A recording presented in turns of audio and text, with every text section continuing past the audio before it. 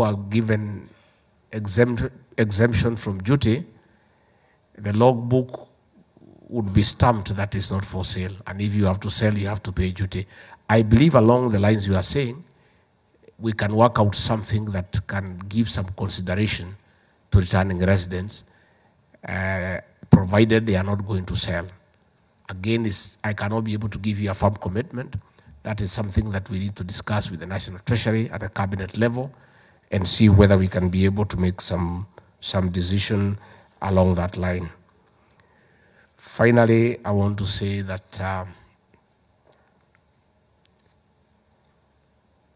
the President, in his wisdom, created the State Department of Diaspora Affairs within the bigger Ministry of Foreign Affairs because of the strategic importance of the diaspora people.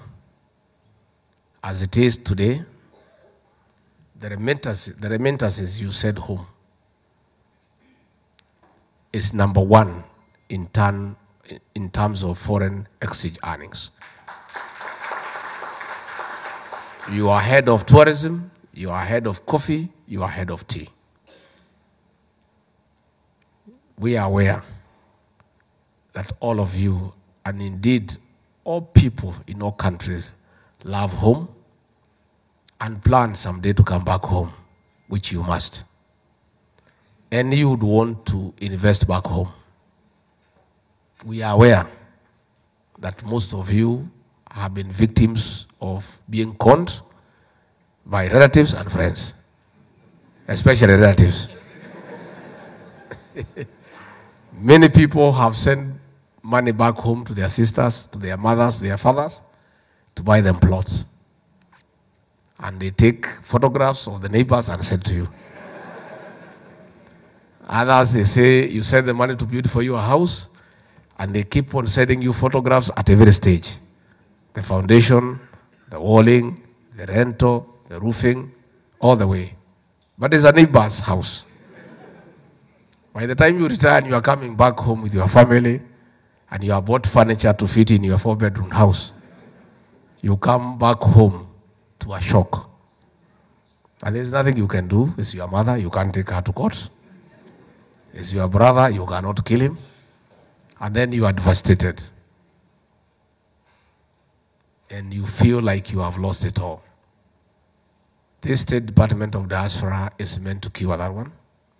A conversation, as the peer said, is going on creating a diaspora bond.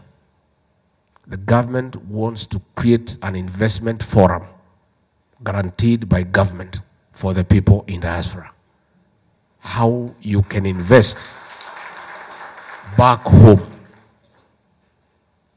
in a safe manner and your savings are safe. We'll be mapping out credible real estate developers to work with the State Department of Diaspora Affairs that can build homes for people abroad, and the government will guarantee so that your money is safe, so that there is a framework within government that once you get some real estate developers to develop for you, the government will supervise and ensure that your investment is delivered. So that is going on. Again, I want to ask for your help. We need you to save at home. Other countries where we borrow money, they lend us money from savings from their countrymen. If you people agree with a good framework to save money at home, that is the money the government can borrow for development at an interest instead of going to China. We don't go to China because we like it. No. Unajua kikwetu wanasema buzi ya kupewa haiangaliwi kama iko na meno. So, we go to China because there is nowhere else we can borrow money. If we can develop a saving culture for our people in the diaspora, because your money is huge. And that's what I want to appeal to you. When the PS and our team works on that framework, please come in. We have a responsible government, and there is no responsible government that can let anybody lose your savings. Once we work on that framework, and it is very clear and explained to you on how you can save your money back home and you are earning interest, please do so that we can have a big reserve of our own money from the people of Kenya, where the government can borrow at an interest for the development of your country. So we want your support. You are aware we had problems with the NSSF, where they had created a law that you only save 200 shillings. 200 shillings, even if you save for 30 years. I think it's 72,000. Because it's 2,400 per year. You know? And we had problems. That's why we were not agreeing with this fellow called Atwoli. He was refusing. Then they were in power. But the minute we won, he came running to the president and said he has agreed. So we have now only looked at it, and people will be allowed to save up to 6%, and employer 6%, that is 12%, and that is good saving. So that as you grow in age, when you need help in old age, with the challenges of old age, you have a substantial saving. So alongside NSSF, we want to leverage on the saving from the diaspora. So once our people, the National Treasury and the State Department perfect that plan, please, we want to urge you to do it. And I invite you to save at home and develop something. Please, you must come back home someday. But not now. Right now, we have many problems. You stay here a little bit.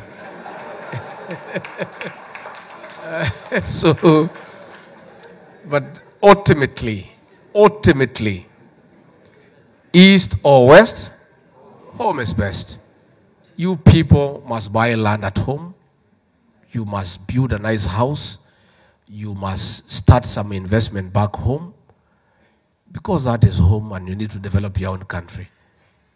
And you know, at the end of it all, you will have to prepare for retirement. Many people don't like discussing retirement. They like running away from retirement. Just like our sisters like running away from age. And it's okay, there's no problem. Even ourselves, we like them when they look younger. And they should stay younger, but unfortunately, it is not possible to remain young. So we must also prepare. We must prepare. So I want to thank your association. We have had good news how organized you are. Where you have challenges, you are able to pull together.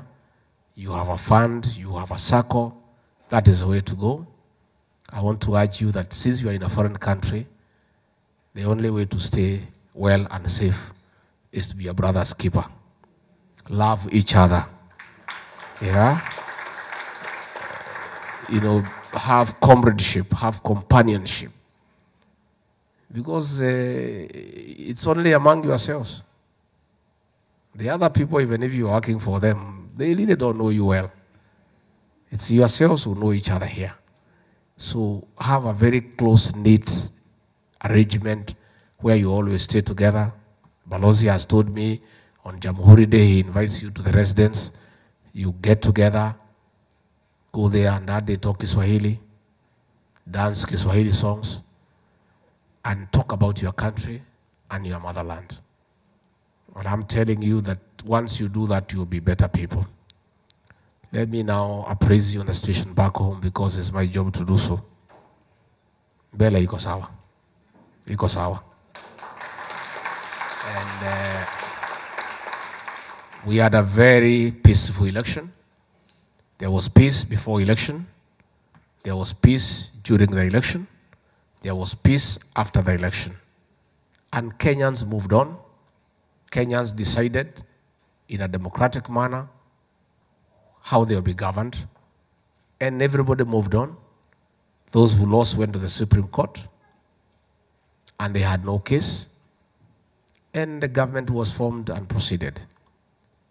Somewhere along the line, 6 months later, the people who lost decided that they had not lost.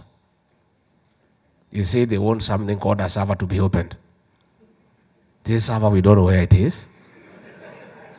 President William Ruto or I are not in custody. We don't have the custody of the server. The server is kept by IBC. And there was no server in the last election because there was something called the public portal. The results were uploaded as they were counted. And the whole world, the international community was present in Bomas, and everybody agreed that President William Ruto had won fair and square. Along the way, the opposition decided that they want to start a little fight and go to the streets and demonstrate, and we said it's fine, it's part of a democracy. We thought it was that way. But reaching in the streets of Nairobi, it turned out to be different. It is destruction of property, looting of property, theft, and there was a lot of problem because people could not open businesses. And as a government, we said no. And we refused them to get to the CBD and other business areas. Along the way, they reached out to the president and said, it's not working. They want us to give them an exit strategy, which we agreed. And we told them to go to Parliament and discuss. That discussion has started, but we said there can only be one discussion. One, we cannot discuss about the server because it's not within our purview. Number two, they were saying the Cherera 4 should be reinstated. There is no constitutional framework to reinstate them because they resigned on their own. They were saying they want to discuss cost of living, a good thing, only that they were not sincere. Because when they were in government through the handshake, the cost of unga was 230, and they were not demonstrating then, and they were not making noise. The cost of unga has gone down to 180, 170. As of this morning, it's 159. So it's just an excuse. So if anybody wants to discuss the price of unga, the cost of living, there are constitutional provisions how to do it in the National Assembly, where the budget-making process is done and they are represented in Parliament. Where the finance bill on taxation is discussed, they are represented in Parliament. So issues, cost of living, the arena of discussion is the National Assembly. So we are only left with one issue, the IBC. Let that discussion go on. And what will be the outcome? The National Assembly and Senate will decide, and we'll be able to make progress. The only thing we have said, there will be no handshake. There will be no handshake. Because once beaten, twice shy. The handshake nonsense was the worst experiment for the people of Kenya. Because it came up with a mongrel of a government. You don't know who is government, who is in opposition. So there was nobody to oversight government. And that led to plunder of resources and theft. COVID-19 billionaires, the haste of COVID-19, money meant for sick people was stolen at that time. There was nobody to say anything. Government was borrowing money at 14% from banks owned by those in government. There was nobody to say anything. 6.1 billion was stolen from Telcom. There was nobody to say anything. 34 billion shillings was stolen from fuel subsidy. There was nobody to say anything. President William Ruto is saying, a strong opposition is good for any country. We want a strong opposition. We don't want opposition to join government. Let the government remain in place and let a strong opposition keep the government in check. The president